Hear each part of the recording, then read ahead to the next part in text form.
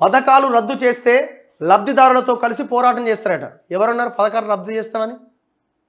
పెన్షన్లు రద్దు చేస్తామన్నారా? రైతు బంధు రద్దు చేస్తామన్నారా? ఏం రద్దు చేస్తామన్నారు? ఏం రద్దు చేస్తామన్నారు?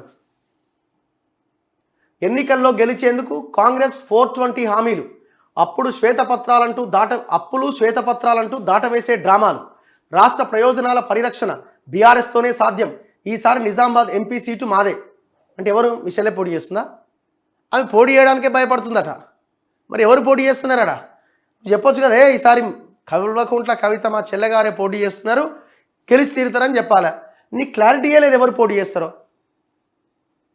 ఎట్లొస్తా? నిజామాబాద్లో మీది 3rd ప్లేస్ అయ్యా బాబు. కాంగ్రెస్ వర్సెస్ బీజేపీ అక్కడ ఫైట్. కాంగ్రెస్ వర్సెస్ బీజేపీ అక్కడ ఫైట్. మీ పొజిషన్ ఇక్కడ 3rd ప్లేస్.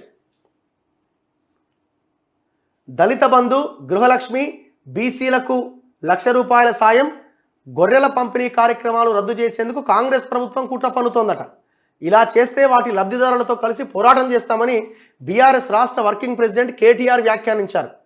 ఈ గొర్రెల స్కీములలో డీడీలు కట్టిన వాళ్ళంతా నీ ఇంటి ముందుకు వచ్చి ధర్నా చేయడానికి రెడీగా ఉన్నారు. సంవత్సరం అయింది ఒక్కొక్కరు డీడీలు కట్టి, ఇంతవరకు వాళ్ళకి గొర్రెలు రాలే, పాడు రాలే.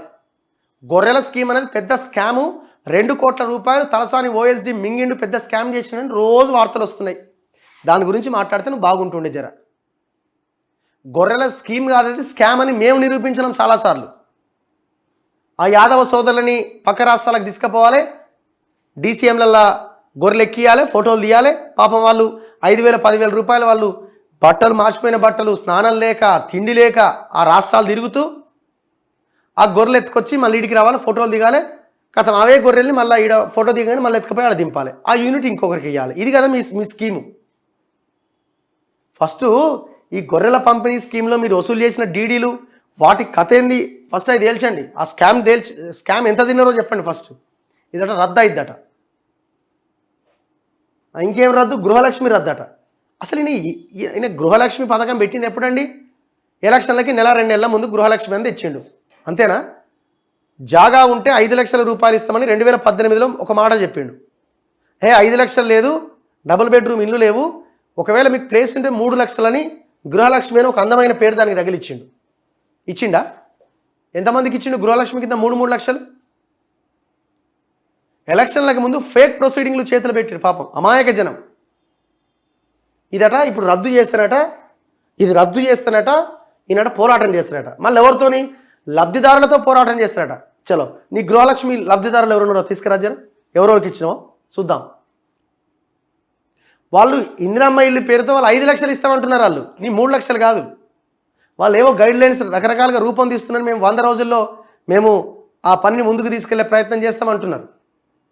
ఈయన రద్దు గురించి మాట ఎవడన్నాడు రద్దు చేస్తారని? దళిత బంధు అట. ఎవరికి ఇచ్చినావు దళిత బంధు? ఎంతమందికి ఇచ్చినావు? నీ హుజూరాబాద్లోనే ఇంకా మొత్తం ఇంప్లిమెంట్ కాలేదు దళిత బంధు. బీసీలకు 1,00,000 సాయం అట. ఎంతమందికి ఇచ్చినండి బీసీలకు 1,00,000 సాయం? ఒరియమ్మ ఏ స్కీమ్ ఇంప్లిమెంట్ చేయలేదు, ఆ స్కీమ్లు రద్దు చేస్తే ఊరుకోమంటున్నాడు. ఏం చెప్పాలి ఈయనకి? అసలు ఈ కేటీఆర్ వల్లే పార్టీ అంతా నాశనం అవుతుంది.